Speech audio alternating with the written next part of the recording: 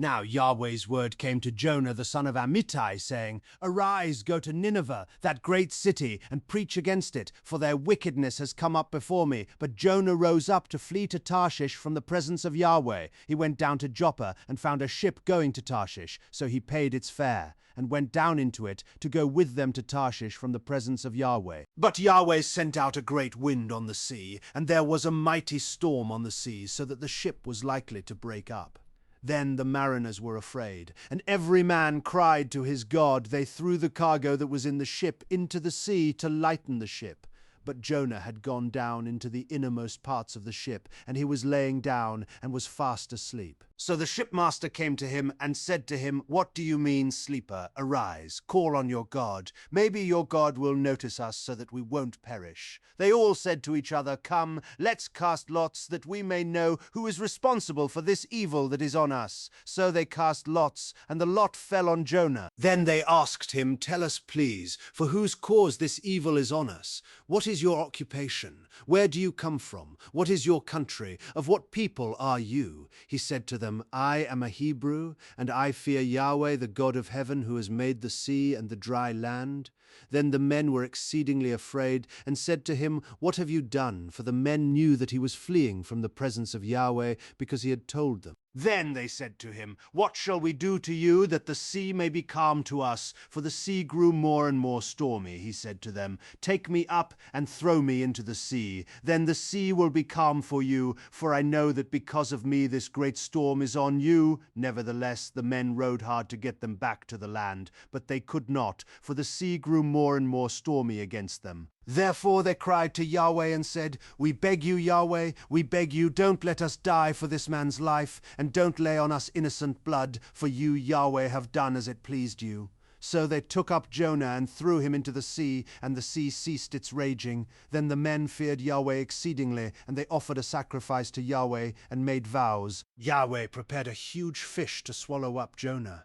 And Jonah was in the belly of the fish 3 days and 3 nights. Then Jonah prayed to Yahweh his God out of the fish's belly. He said, I called because of my affliction to Yahweh. He answered me. Out of the belly of Sheol I cried. You heard my voice, for you threw me into the depths, in the heart of the seas. The flood was all around me. All your waves and your billows passed over me. I said, I have been banished from your sight, yet I will look again toward your holy temple. When my soul fainted within me, I remembered Yahweh. My prayer came in to you into your holy temple. Those who regard vain idols forsake their own mercy, but I will sacrifice to you with the voice of thanksgiving. I will pay that which I have vowed. Salvation belongs to Yahweh. Then Yahweh spoke to the fish, and it vomited out Jonah on the dry land. Yahweh's word came to Jonah the second time, saying, Arise, go to Nineveh, that great city, and preach to it the message that I give you. So Jonah arose and went to Nineveh according to Yahweh's word. Now Nineveh was an exceedingly great city, 3 days' journey across. Jonah began to enter into the city a day's journey, and he cried out and said, In 40 days Nineveh will be overthrown. The people of Nineveh believed God, and they proclaimed a fast and put on sackcloth from their greatest even to their least.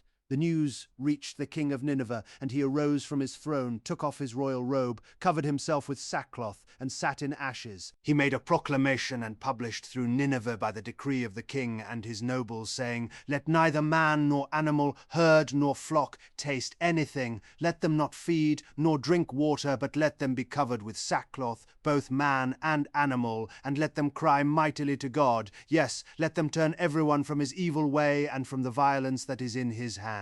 Who knows whether God will not turn and relent and turn away from his fierce anger so that we might not perish? God saw their works, that they turned from their evil way. God relented of the disaster which he said he would do to them. And he didn't do it, but it displeased Jonah exceedingly, and he was angry. He prayed to Yahweh and said, Please, Yahweh, wasn't this what I said when I was still in my own country? Therefore I hurried to flee to Tarshish, for I knew that you are a gracious God, and merciful, slow to anger, and abundant in loving kindness, and you relent of doing harm. Therefore now, Yahweh, take, I beg you, my life from me, for it is better for me to die than to live. Yahweh said, Is it right for you to be angry? Then Jonah went out of the city and sat on the east side of the city, and there made himself a booth and sat under it in the shade, until he might see what would become of the city. Yahweh God prepared a vine and made it to come up over Jonah, that it might be a shade over his head to deliver him from his discomfort. So Jonah was exceedingly glad because of the vine.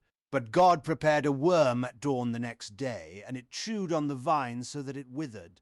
When the sun arose, God prepared a sultry east wind, and the sun beat on Jonah's head, so that he was faint and requested for himself that he might die. He said, "It is better for me to die than to live." God said to Jonah, "Is it right for you to be angry about the vine?" He said, "I am right to be angry even to death." Yahweh said, "You have been concerned for the vine, for which you have not labored, neither made it grow, which came up in a night and perished in a night. Shouldn't I be concerned for Nineveh, that great city, in which are more than 120,000 persons who can't discern between their right hand and their left hand, and also many animals?